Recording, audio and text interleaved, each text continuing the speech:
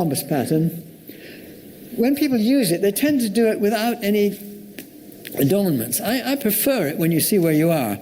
The trouble with this, if you just take, it's not as a jigsaw puzzle, there's zillions of ways of doing it, of course, because you can tile with either one without using the other one, and there are many ways of doing that. So you have to have some rule about how you fit them together, and the rule could just be, well, it's that pattern. But that's not very economical. You could say the rule is that they have to match the stripes, which I showed you before, and so on. There's also a close relationship between the kites and darks and the rhombus one. You see that many of the lines are in common between the two. Okay, let's go back to the rhombus pattern again, and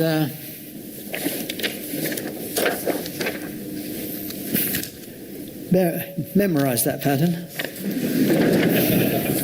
And here is a rather finer one. I hope you can see the rhombuses all right. I'm afraid there's some places where it's got a little worn, but that is indeed what it is. Of course, you see, I did these things all by hand, but of course now the computer people take over and they can make much more impressive pictures than I ever could. So that's a computer picture. I'm going to show you another computer picture. You can go even finer than that. Now that is rhombus pattern. I don't think you can quite see the rhombuses. But what you probably can see is moire patterns.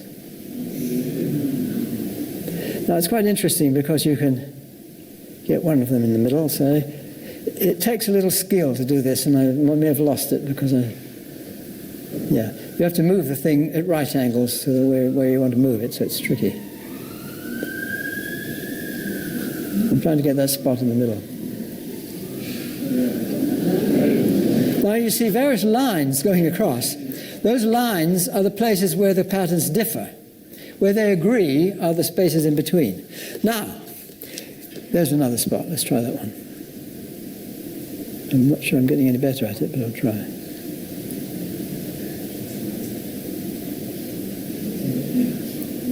I think that the lines are further apart. Well, look, I'm going to cheat now. I'm going to use some little guide marks at the edge.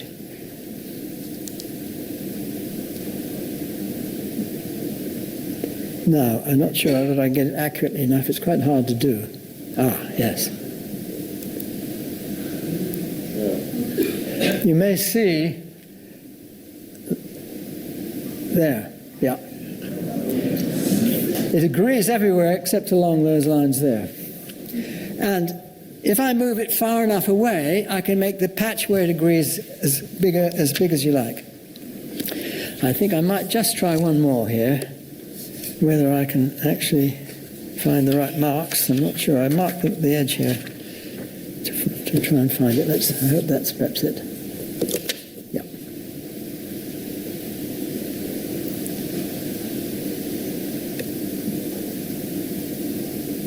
It agrees everywhere except that one line across the middle. Except I've not found it. You can do it this way, I think, but then that's... I don't know. Let me just match the things at the edge. I think that should... Can you see it? That's it. There we are. That's it. Okay.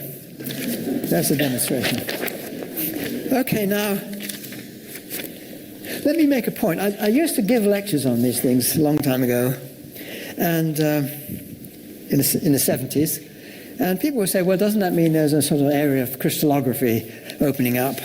And I used to say, well, yes, in principle, that means you could imagine such things, but I couldn't imagine how nature would do it. Now, there's a reason for saying that, and that is that the assembly can't be in the way you would imagine a crystal to be made. Because the sort of classic crystal assemblies, you have the atoms come along and sort of sit in a little ridge one by one, and then they come on another layer and another layer like that. That's a local assembly. Now, you see, the assembly is never local. And I knew this because suppose we have that pattern. These are kites and darks, and that is correctly assembled. You could continue that to infinity. If you put a kite there, you can still continue it to infinity. if I take that kite off, I'm sorry, that's a dart. If I take that dart off and put a kite here, you can still continue that to infinity. But if I put a dart there and a kite there, it goes wrong just about there. So it's a non-local feature.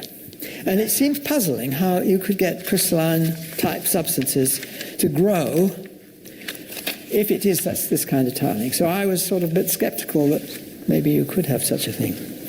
Well, I think I want to move now over to some more of the PowerPoint images. If we could do that, please.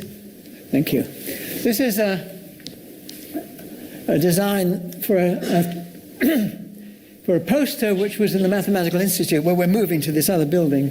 And I don't think it's been put up in the new building yet, but the idea was to have some assembly of these tilings. These are all tilings that were given to me by people who manufactured individual tiles. The ones in the middle were given by a mathematician called Ron Graham, who I think he just wanted to play with these ideas, and he put little knobs on them so that you could fit them together only the right way. You're not supposed to turn them over, otherwise you can do it the wrong way too.